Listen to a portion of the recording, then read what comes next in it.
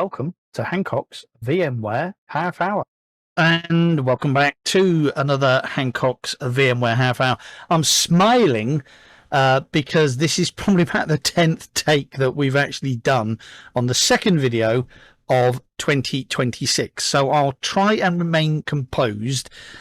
And when we've got a moment, when we're waiting for our ESXi server to reboot, then I'll let you in on the secret. Anyway, in today's video, what we're going to look at is ESXi 9 on our MS-A2, and I was going to say the newly released Realtek driver for Realtek cards, which was created by Broadcom Engineering, but it's not really recent because it was November last year, and I just hadn't got round to having a little look at it.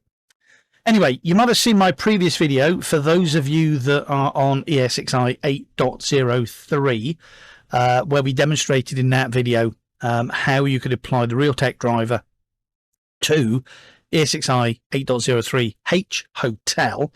So we're going to do exactly the same thing in this video today, but going to apply that driver basically to ESXi 9, just to actually basically show you that the Realtek driver that Broadcom have created, and I suspect it was created because the MS-A2, I think if there were a top 10 of Homelab servers, I certainly think that the MS-A2 would have been certainly number one, or certainly in the top three for last year in 2025. And this video really goes out to Henry Chan 1973 that posted on the channel 3 months ago that he bought a new MS-A2 and ESXi is missing a network adapter Realtek. Well, Henry, for you, might be a bit 3 months late, but here we go. I'll show you how you can install this on ESXi 9. Okay, so this is actually basically connected to our MS-A2 via our Nano KVM. I will post the link to the flings. Now, a fling is a software driver patch function that's provided by Broadcom Engineering, but it's not really supposed to be used. It's a tech preview, so it's not really supposed to be used for there's no support on it, and it's not really supposed to be used for production. To be honest with you, really, I'm not really a fan of the Realtek driver, as I might have mentioned in the last video that I did for version 8.03. So the quickest way really to find the driver is basically to search for Realtek, and it will filter out all the other flings, and there it is, the Realtek network driver for ESXi. It's currently in version 1.101.01. So you click it and then basically just click the download. Now, some of you may actually have here that it actually basically says accept the agreement. And it's a little bit weird because it looks like there's a tick box next to it. But you can only actually put a tick in that tick box if you actually click the link for the agreement. So just a little bit of a tip there. So, and then basically just click download. Now, we've already downloaded this before, but it isn't really going to hurt that we've downloaded it again. So the next thing I'm going to do is I'm going to drag and drop. We've already enabled, let's just do a refresh here because it's going to log out. So we've already enabled SSH. We've already enabled the ESXi shell, and we've put the host into maintenance mode just for good practice. And if I just basically get rid of that a minute, and we have a little look at networking, we can see there that we've got our three. If I just zoom in on them, if that'll allow me to zoom in, it doesn't. It's broke. Okay, sorry about that. Okay, so we've got three network interfaces currently: VMNIC 0, VMNIC 1, and VMNIC 2. Two are Intel, and the other is an Intel as well, I believe. So we've downloaded our driver. What I'm going to do, I've already got a SCP connection into our host, and I'm going to upload that onto Datastore 1. So I'm just going to drag and drop this driver. There you go. As simple as that. And then the next thing I'm going to do, I've got an SSH connection here. Let's just maximize that for you so you can see it. And then there's a couple of other commands I wanted to show you. So lspci will list all the PCI devices in your PC, host, server, whatever you want to call it. And if you can see there, you can see that I've got a couple of non-volatile memory controllers, SSD 998 Pros. I didn't think they were SSD 998 Pros. It's interesting. Anyway, you can see that I've got the general DC, the NVMe PM9A3, which is what our ESXi OS is installed on. And you can see a couple of Ethernet controllers there, Realtek, and there's another Realtek there. But if we actually basically use the same command and we pipe it through grep, we grep for the word Realtek, then you can see that we've got two devices there. So rather interesting actually, because these actually these are a little bit different to the way they're presented actually in ESXi 8. But anyway, you can see there we've got an RTL 8125 2.5 GBE controller. That is the controller that's actually basically on the motherboard of the MS-A2. And we've also got an 8126, which is a PCI controller that I purchased from Amazon, just for the sake really of demonstrating that this driver works for the 8125, 8126 and 8127, I believe. Okay, so we're going to use the following command. This command is going to require a reboot afterwards, so hence why I put it into maintenance mode. It's a good idea really to put it into maintenance mode, because if you're in maintenance mode your VMs won't be on anyway. So the command is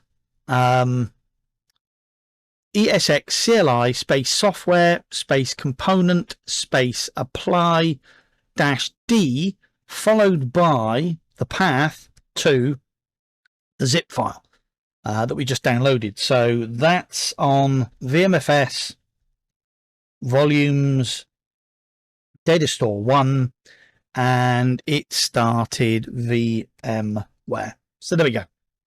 That's our command. So again, esxi cli space software space component apply -d /VMFS /volumes Datastore 1 followed by the driver.zip, and we're just going to hit enter.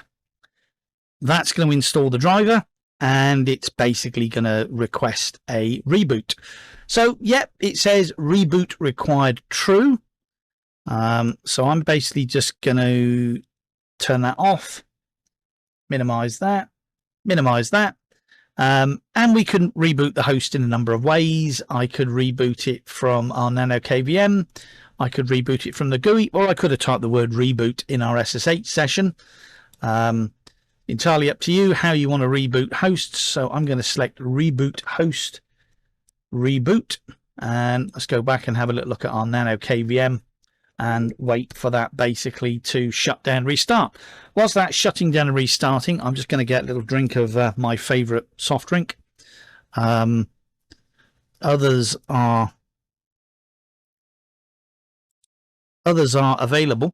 I don't know why I disappeared then. Something there must have turned me off. Anyway, so I'm drinking my favourite soft drink.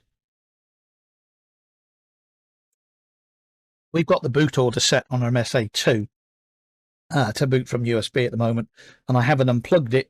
So I'm just going to select local boot, and we'll wait for that to boot. Anyway, we go back to the very beginning of the video, and I was trying to remain calm and put myself in the video space, because as I said to you that it took me 10 takes to get started on the second video of 2026, and that's because I was trying out some new Bluetooth headphones into the mixing desk. The only problem was that the delay was so off-putting in the cans. There must have been a couple of microsecond delay between me talking and them getting in the headphones. I just couldn't cope. It was an absolute nightmare. Anyway, so that's why I was smirking and trying to remain calm at the beginning of the video. Okay, so let's go back and let's log in again, and hopefully this time we will see 2 additional network interfaces are available for us in ESXi 9. So we're no longer in maintenance. We're still in maintenance mode. Obviously, the TPM device detected, but a connection that we established is because the TPM2 device in our MS-A2 is not compatible with ESXi. But anyway, we won't worry about that. So if I go to networking and physical NICs, and there you go, you can now see that we've got a VMNIC 3 and we've got a VMNIC 4, which are available to us. And if we look at the MAC address here, we can see that that MAC address is the internal one, and the other one is the one that I've actually basically got in the slot. So there we go, QED, the Realtek driver for ESXi 9, available from Broadcom as a Fling, works. So going back to a number of people, but especially Henry Chan 1973. You posted 3 months ago that you bought a new MS-A2 and ESXi is missing a network adapter driver. It was 3 months ago, but those fantastic folk at Broadcom Engineering, clearly decided that they were going to compile one because the MS-A2 was certainly being used at VMUGs and was certainly used at VMware Explore, and I suspect that that was enough basically to convince Broadcom Engineering to create a driver for us for our Homelabs. As I said, personally, I don't like Realtek, and your mileage is probably going to vary with this particular driver. So, you know, caveat emptor, beware. Try not to use it in production because it's not a production ready driver. It's a tech preview, but I'll leave that up to you, and it certainly may get you out of a little bit of an issue if you want to use more than one network interface and you don't currently have 10 GPE in your lab. Anyway, so thanks so much for watching. Me, Andrew Hancock, at Hancock's VMware Half Hour, whilst we return to the MS-A2, the Minisforum MS-A2, to do some stuff with VMware vSphere ESXi 8 and ESXi 9 in 2026. We've not forgotten about our DIY Unraid lab, which is slowly coming on. But as I said to you before, that is a little bit of slow burn. And there's a lot of stuff really that I wanted to get back to with the MS-A2. So that's probably what we're going to be doing in the next couple of weeks. Anyway, so thank you very much again for watching. And Happy New Year, and a prosperous, healthy New Year to you as well.